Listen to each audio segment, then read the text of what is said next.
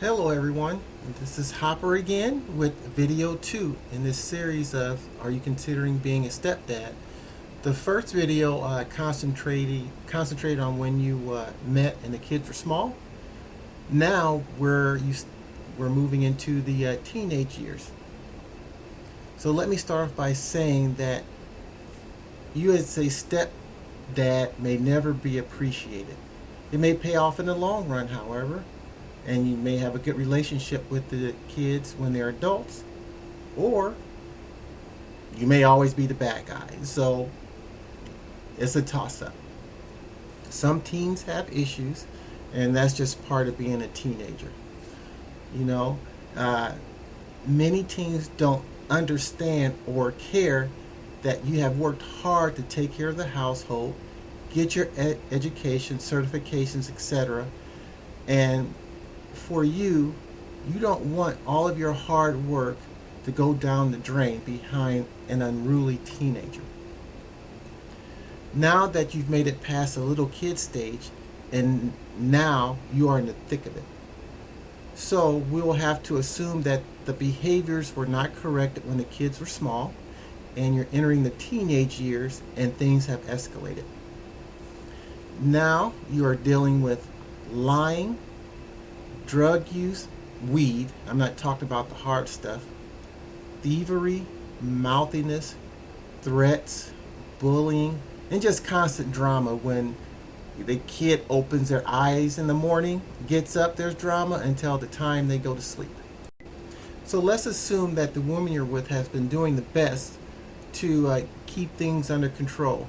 She's been trying to protect you and jumping in when the kids are out of control to minimize your interaction or the possibility of you getting into trouble. You cannot be a successful stepdad if the woman you are with is not backing you up and you guys are not on the same page. You might as well throw in the towel and walk away because you're in a bad situation at that point. Once the kids are going through puberty, you will find that the behaviors may resemble that of the problematic parent. For example, this particular natural dad committed robbery and the kid eventually grew up exhibiting those same behaviors. What made my life easier was that the natural dad was sent to prison for 20 years. He was unable to cause additional havoc in the household. However, you must remember you can't save everyone. Sometimes genetic will override nurture. The son eventually robbed a gas station and was sent to prison for almost 20 years too. So even though you tried to be a positive role model, tried to correct those behaviors, did everything you could to save this child, some people just can't be saved. So let's talk about male stepchildren. If you have male teens that are your stepchildren, and they're out of control, they will challenge you physically. You let it be known to them that if they lay a hand on you, there will be hell to pay. The police is your first line of defense. Don't be afraid to call the police. You're not a punk. It's just for your self-protection. If you can record these behaviors and create a paper trail, that would be most beneficial for you. If you can somehow record or have cameras in your home, that's also a great way to protect yourself. If the male stepchild is a bully to other kids at the school, or he's a big guy and he tries to use his size and his aggression on you, and let's say assume that you're a smaller guy, that is no big deal because a lot of times these teenagers just want to see what they can get away with. And if you portray yourself as scared, show fear, be a bitch, you might as well hang it up because you pretty much lost control of your household. If I was you, I would take a self-defense course. I think jiu-jitsu is a very good martial art to learn because you can apply many restraints that are not life-threatening and will not leave bruises on the child. Knowing some grappling is always good, especially if the kid is bigger and you're much smaller than him. I knew a stepdad that was body slammed in his own kitchen. He needed stitches and had to do a short hospital stay because he was all messed up. If he had known a little self-defense, he would have probably been able to protect himself a whole lot better. Keep a journal of every bad interaction. If Child Protective Services get involved, it may be weeks down the road before they even contact you wanting to know the story. So if you document things right away, that's a way for you to protect yourself and don't have to remember every little minute detail when that time comes.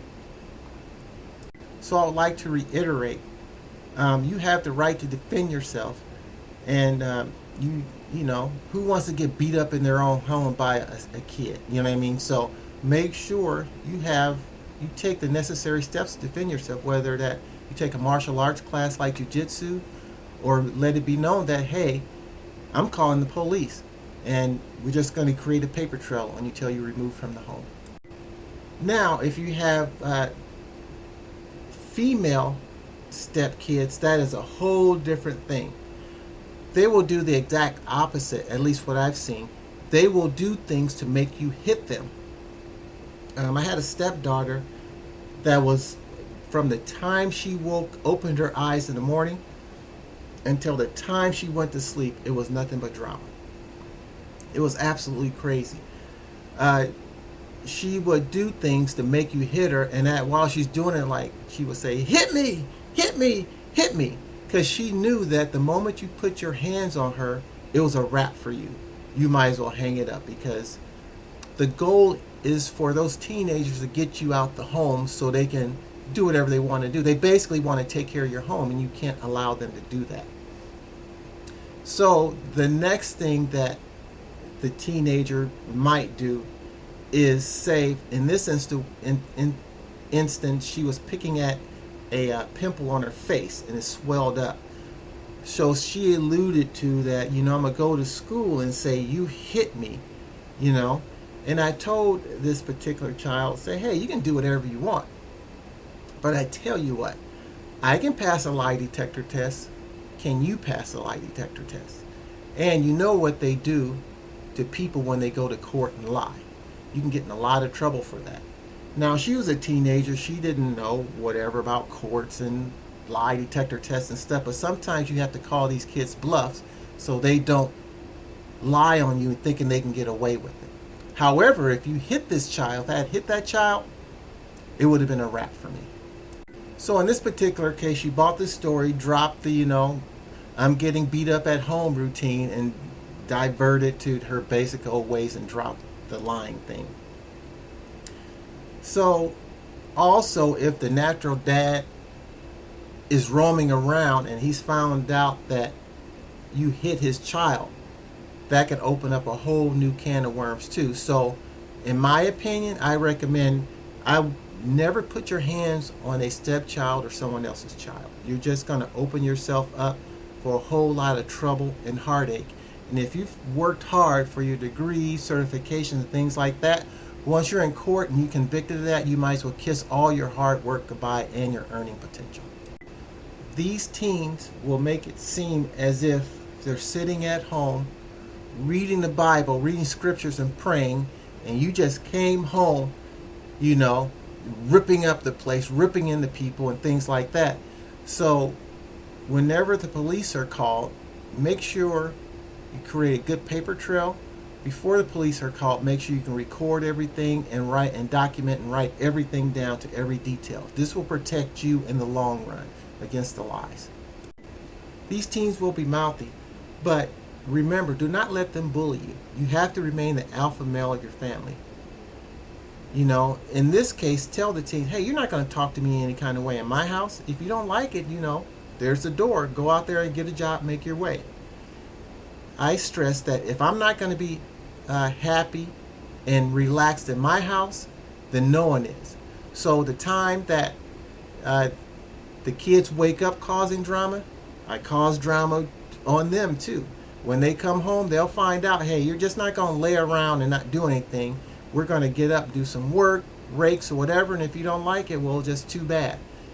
So find ways to make it uncomfortable for them, so when they can't create havoc and make your life miserable, and then relax afterwards. That doesn't happen in my house.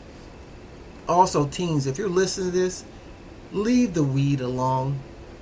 I mean, the stuff isn't good for you. Your brain is still developing. Now, if you become an adult and you decide that, you're an adult. Do adult things. But as a teenager, leave the weed alone. So, back to the stepdad.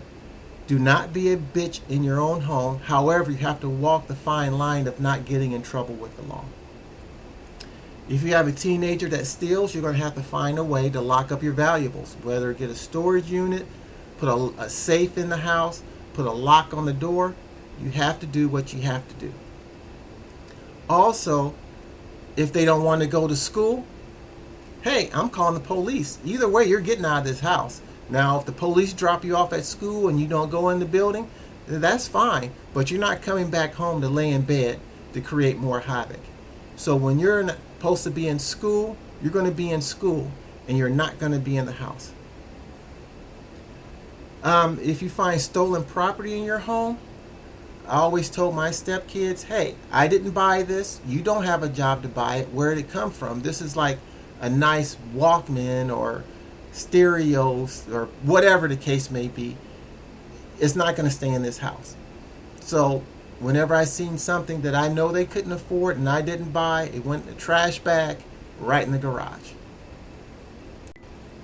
So now back to the woman that you're with. So the key thing here is, how is your wife or significant other reacting to the situation? Is she actually helping you trying to get these kids under control? Is she protecting you, making sure she's a good witness, making sure if there's a police call, you're being backed up and not the bad guy? So look out for those things, because the moment she turns on you and starts protecting the kids, you might as well leave, because you're going to put yourself in a bad situation. So your wife or significant other should be backing you up at all times, especially when you're trying to do the right thing. Now, if you mess up and hit a child, slap him in the face or kick him in the gut, well, bro, that's on you, because you've been warned. Do not do that. Communication is a key with your spouse. Make sure you guys are on the same page and see where her head's at.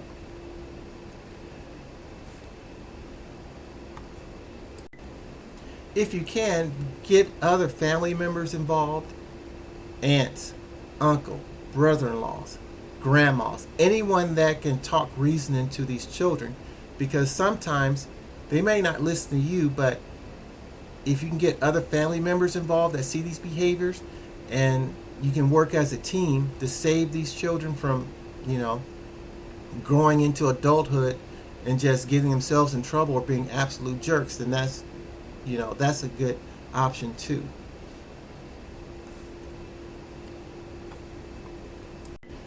Now you tried everything and the teens are still out of control. You documented everything. You've called the police. You have a pretty good paper trail. The school's going to back you up. Your spouse is going to back you up. If they call, witnesses of the family, they can corroborate your story. If you have no other option and the kid is still out of control, you may have to get the courts involved, the juvenile courts involved. The key is to get counseling for these children, have people with authority over them, that there's real consequences if they do something wrong. I live in a conservative state, and me personally, I think the juvenile system is broken, but it's all you have to work with. So, work with the juvenile justice system, have them document as well, have them provide counselors if they can. If it's going to cost you money, believe me, if you, the state, they want their money. So whatever programs you put them in, be prepared to pay. So it's all about money, I think, sometimes. But it's better than getting yourself in trouble, getting, everything that you worked for, flushed down the toilet behind a teenager that really don't understand life. Now, my experience with the juvenile court systems, I didn't find them to be very helpful when it came to correcting behaviors, if you can correct behaviors. So when you go to court, you're really not allowed to talk as a step parent. The judge pretty much takes over the courtroom and you just sit there. And from what I've seen, the judge is laughing and joking. Hey, how you doing in sports? Like sports fixes every problem. They were having, a really good time. The caseworkers, if you can ever get a hold of them, may show up. There's been lots of times where I picked up the phone and you can't even get in contact with these people, and then they show up in court explaining, how they've been working with this child and basically haven't seen the kid. In this particular court case, the stepkids thought everything was funny, everything was a joke. There was, the judge is giggling, the kids are giggling, and it was a good old time. And like I told my stepkid, the one that eventually, went to jail, I said, they're setting you up for failure. You're like a lamb being led to the slaughterhouse. While they're, not taking your actions serious, and they know you're going to go to prison, they're making money off you, and they're going to send their kids to Harvard. So, dude, you have to get smart and start correcting your behaviors. But of course, he didn't do it, so he became a property of the penal system. But anyway, like I said, you can't save everyone. So, to end this video, I would like you to consider the main takeaways. You and your wife have to be united. You have to put up a united front. She has to protect you. You have to protect her. If you guys disagree on how the children should be handled, how to protect yourself, if she's, going against you and things haven't changed, then you might as well start throwing in the towel. Never put your hands on a teenager or child, especially the ones that aren't yours. Don't be aggressive in the situation. Know how to defend yourself and call the police. Document and record everything. The lies will come because the teens want you out of the house. They don't want an authority figure in the house, and if they can get rid of you, then they can do whatever they want. Don't be a bitch in your own home. If they talk back to you, make sure you squash that. Make sure you're just not going to be talked to any kind of way. And lastly, you can't save everyone. You can be a good mentor. You can give good advice. You can try to, do the best you can. Always be a stand-up guy. Be a good moral character. But sometimes nature overrides nurture. And sometimes the teen has to learn the hard way. So I'm going to end this video here, and see you on the next one. Take care. Hopper out.